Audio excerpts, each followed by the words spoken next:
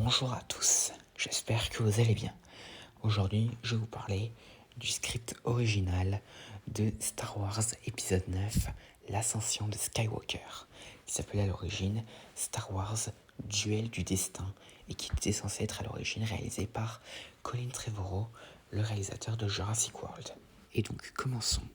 Donc, un certain temps après la bataille de Crate dans l'épisode 8, le Premier Ordre est bien plus puissant qu'avant et règne désormais sur toute la galaxie, comme l'Empire à l'époque. Et donc, au début, nous voyons BB-8, Poe, Finn et Rose infiltrer un chantier naval du Premier Ordre pour recueillir des informations. Et ils sont par la suite rejoints par Rey qui les sauve d'une embuscade de Stormtroopers. Et d'ailleurs, dans cette version, Rey s'est construit un nouveau sabre laser qui cette fois-ci a un double à lame bleue. Et donc dans cette version, elle ne réparait pas le sabre d'Anakin et de Luke. Et ils parviennent à voler un super destroyer stellaire du Premier Ordre qui venait récemment d'être terminé. Et cependant, le vol de ce destroyer est rappelé au Premier Ordre qui envoie les Chevaliers de Rennes pour les poursuivre. Et pendant ce temps, le Premier Ordre a établi sa capitale sur Coruscant, donc l'ancienne planète capitale de la République et de l'Empire. Et donc sur cette planète, ils posent un peu leur marque et ils font un peu souffrir la population qui tente de se rebeller. Et d'ailleurs, ils exécutent certains rebelles en public. Et ils ont d'ailleurs par la même occasion construit un énorme vaisseau directement relié à la planète et qui plonge une partie de la ville dans l'ombre. Et aussi le général Hux et le chancelier. Et pendant ce temps, Kylo Ren est en quête de pouvoir et se rend dans le château abandonné de Dark Vador sur Mustafar.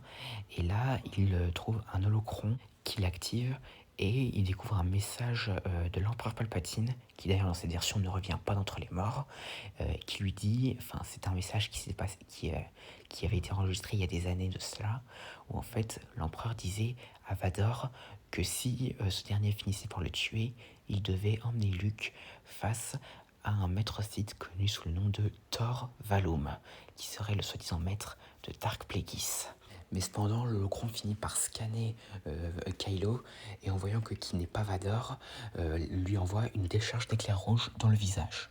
Et donc Kylo se voit ensuite appliquer de l'acier mandalorien sur son visage et d'ailleurs par la même occasion équipé de son casque qu'il avait reconstruit. Et donc pendant ce temps, la résistance qui a désormais un vaisseau du Premier Ordre dans sa possession découvre qu'il y a plusieurs véhicules à l'intérieur comme des marcheurs ou des chasseurs. Cependant, ils se rendent compte qu'ils risquent de ne pas avoir assez de gens pour contrôler tout cet armement militaire. Et cependant, Rey consulte les textes Jedi de Luke et découvre que sur Coruscant, dans l'ancien temple Jedi, il y aurait une balise qui pourrait leur permettre de transmettre un message qui pourrait les aider à rallier plusieurs personnes à leur cause et qui les aiderait à vaincre le Premier Ordre une bonne fois pour toutes. Et pendant ce temps, Kylo revient sur Coruscant et dit à Hux qu'il va devoir s'absenter pendant un temps et que pour l'instant, c'est lui qui a la charge totale du Premier Ordre. Et entre-temps, il s'approche du casque carbonisé de Dark Vador et là, il dit qu'il n'a plus besoin de ce casque et s'en débarrasse en le jetant du haut d'un immeuble. Et pendant ce temps, Rey s'entraîne toujours avec le fantôme de Luke qui lui apprend quelque chose en plus. Et d'ailleurs, Rey commence un peu à être perdu à cause de toute cette histoire de côté obscur et de côté lumineux. Et entre-temps, elle discute avec Leia. Et là, il conclut que Kylo Ren, vu comment il est maintenant, est presque irrécupérable. Donc, et pendant ce temps, Kylo se rend sur la planète Remnicor, où il rencontre le maître Sith Tor Valum. Et donc, ce dernier accepte d'être son maître. Et donc, ce dernier lui apprend notamment une technique, enfin plutôt un pouvoir, celui de drainer la vitalité. Un pouvoir qui sera utilisé par Dark Sidious dans le film final, mais qui est surtout connu pour avoir été utilisé par le seigneur Sith Dark Nihilus. Mais au bout de quelques temps d'entraînement, Tor Valum envoie Kylo dans une grotte où ce dernier fait face à une illusion de Dark Vador et Kylo en ressort vaincu. Et furieux, Kylo tue Tor Valum en lui drainant sa vitalité et découvre par la même occasion la localisation de la planète Mortis, donc une planète qu'on avait pu découvrir dans la série The Clone Wars et qui était le lieu de résidence des 3 grandes entités de la Force, le Père, l'équilibre, le Fils, le côté obscur, et la Fille, le côté lumineux. Pendant ce temps, la Résistance s'introduit dans le temple Jedi de Coruscant et réussit à activer la balise. Et donc Leia fait passer un message à une bonne partie de la galaxie, et donc ce qui fait en sorte que beaucoup de gens à travers la galaxie font en sorte de prendre les armes et de se dresser contre le Premier Ordre. Mais cependant, Kylo reçoit aussi le message et avec la force le fait stopper. Et pendant ce temps, Rey, Poe et Chewie font face aux Chevaliers de Ren et réussissent à les tuer. Et cependant, Rey décide de ne pas aller avec eux et décide d'aller poursuivre Kylo en volant le vaisseau des Chevaliers de Ren pendant que Poe et Chewie retournent sur Coruscant. Et donc sur Coruscant, la Résistance reçoit l'aide de plusieurs rebelles, mais aussi de Stormtroopers qui désertent le Premier Ordre. Qui sera d'ailleurs une idée qui sera inspirée pour le film final, avec l'idée comme quoi il y a des Stormtroopers qui ont déserté le Premier Ordre pour rejoindre la Résistance. Et donc pendant ce temps, Rey et Kylo arrivent sur Mortis en même temps, mais pas au même endroit. Et donc là, ils ont tous les deux des visions. Donc Rey a une vision de ses parents, et donc là, il découvre que c'est Kylo qui les a tués sous ordre de Snoke, car il voulait essayer de tuer Rey, car selon lui, elle serait dangereuse pour lui. Donc ce qui la motive à aller le combattre. Et Kylo, lui, a une vision où il se renvoie jeune avec son père Han Solo et qui lui dit de lui donner son sabre laser, ce à quoi il répond non avant de tuer l'illusion de son père. Et donc finalement, Rey et Kylo se retrouvent et s'affrontent en haut d'une montagne, mais cependant Kylo gagne le duel en donnant un coup de sabre laser dans les yeux de Rey.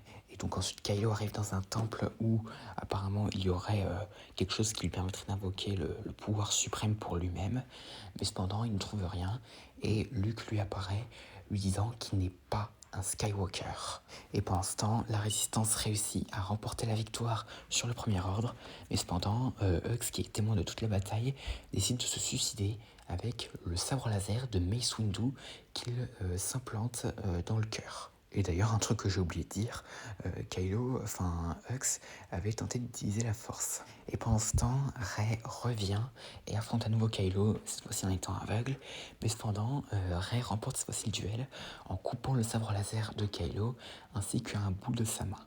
Mais dans un acte désespéré, Kylo lui draine sa vitalité, donc le pouvoir qui lui avait été appris par Torvaldum, et se régénère la main, et ses cicatrices disparaissent tous.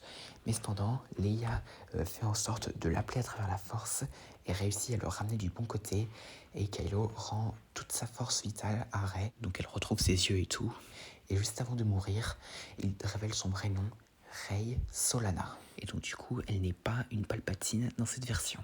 Et ensuite, elle rencontre l'esprit de Luke, Yoda et Obi-Wan qui la félicitent d'avoir triomphé des ténèbres et d'avoir rétabli l'équilibre dans la force, et lui disent de fonder la nouvelle génération de Jedi. Ce qu'elle commence alors que le film se termine. Et donc, alors comme on peut le voir, c'est assez différent. Alors déjà, comme on peut le voir, Kylo est vraiment l'antagoniste principal du film. Donc, comme le Star Wars nous laissait entendre. Et donc, mais finalement, ce rôle finira par être prêté à Palpatine ressuscité. Et donc, du coup, ce qui fait d'ailleurs que Palpatine est vraiment le grand méchant vraiment de toute l'histoire de la saga, du début jusqu'à la fin. Et donc, et du coup, à part ça déjà, on peut voir qu'il y a eu pas mal de changements, déjà parce que le Premier Ordre n'est pas établi sur Coruscant, mais sur Exegol, aux côtés de la flotte Sith de Dark Sidious. Et donc la Résistance tente de trouver un moyen d'accéder à Exegol pour les empêcher d'aller plier la galaxie à leur volonté. Et donc Rey deviendra une Palpatine et autres. En tout cas, vraiment très peu d'éléments du script de Colin Trevorrow seront gardés dans la version de J.J. Abrams. Et donc, mais cependant, le fait que Rey irait fonder une nouvelle génération de Jedi sera ce qui sera l'intrigue du prochain film sur ce personnage qui sortira normalement en 2026 et qui sera un des 3 prochains films, enfin plutôt des 6 prochains films, avec la trilogie de Rian Johnson, le film de l'Aube des Jedi et le film de Dave Filoni qui conclura toutes les séries qui se déroulent à l'époque de Mandalorian. Mais bon, voilà, c'était le script original de Star Wars 9. J'espère que cette vidéo vous aura plu, n'hésitez pas à me dire ça dans les commentaires et à la prochaine.